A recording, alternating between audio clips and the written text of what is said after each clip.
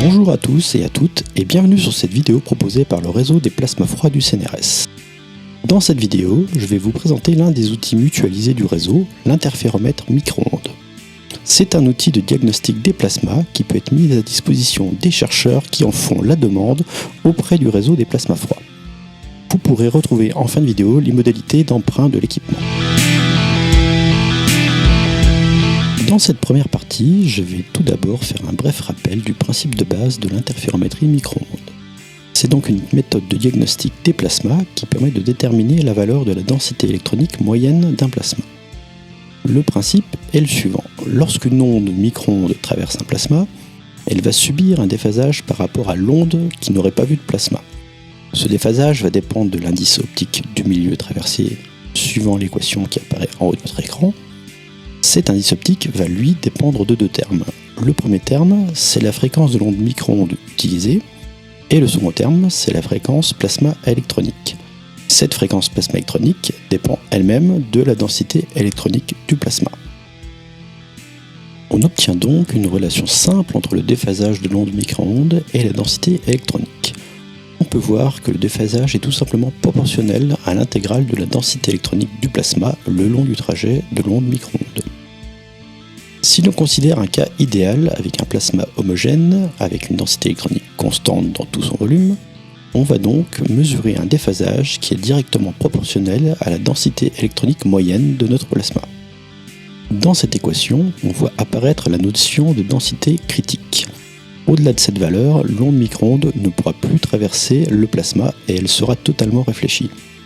On peut voir que cette densité critique dépend de la fréquence de l'onde micro-onde, et c'est donc la fréquence de votre interféromètre qui va conditionner la valeur de densité électronique maximale que l'on va pouvoir déterminer dans notre plasma. La limite inférieure sera elle limitée par le déphasage minimum que l'interféromètre est capable de mesurer. En pratique, comment est-ce que l'on va faire notre mesure?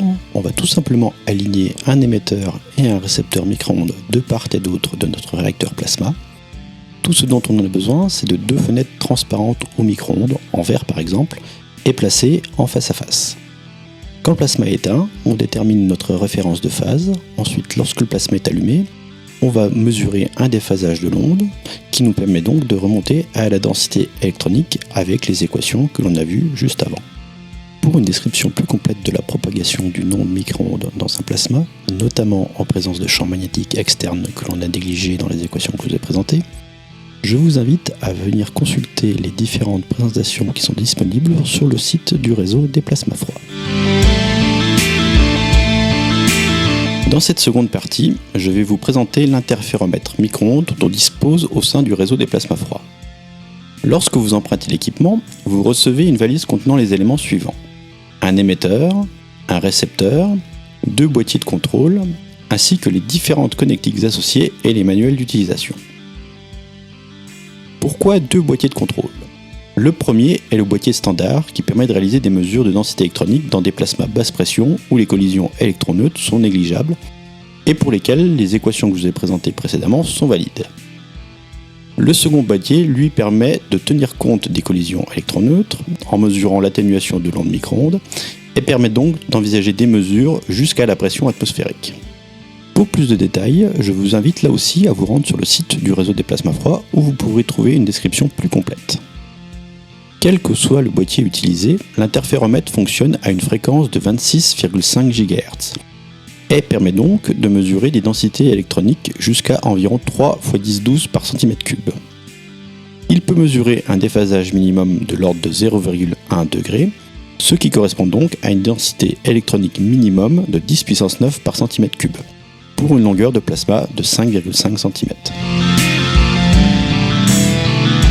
Dans cette dernière partie de la vidéo, je vais vous montrer comment on utilise l'interféromètre. Pour réaliser une mesure, on procède de la façon suivante. Tout d'abord, on installe de chaque côté de notre réacteur plasma l'émetteur et le récepteur en vis-à-vis. Lorsqu'ils sont alignés et que le plasma est éteint, on va faire une mise à zéro du déphasage de référence. Pour cela, on procède en deux étapes. On fait tout d'abord un premier réglage grossier en translatant au choix l'émetteur ou le récepteur. On procède ensuite à un réglage plus fin avec le bouton 0 du boîtier de contrôle. Le but est que le boîtier de contrôle affiche une valeur voisine de 0 degré, soit 0 x 10-9 par cm3.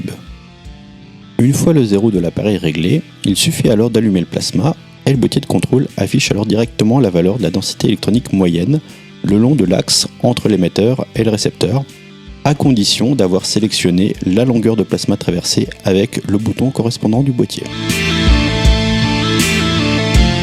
Comme vous avez pu le voir, la technique est relativement simple d'utilisation et peut donc relativement facilement être mise en œuvre pour caractériser vos décharges. Si vous souhaitez emprunter l'interféromètre micro-ondes du réseau pour un test de l'équipement ou pour une campagne de mesure, il suffit d'en faire la demande auprès des responsables de l'équipement en leur transmettant le formulaire de demande que vous trouverez à cette adresse. Je vous remercie d'avoir suivi cette vidéo, j'espère qu'elle aura pu vous permettre de découvrir cette technique de diagnostic des plasmas et qu'elle suscitera votre intérêt pour l'étude de vos plasmas. Je vous donne rendez-vous pour d'autres vidéos sur les bases des plasmas et les outils du réseau. A bientôt.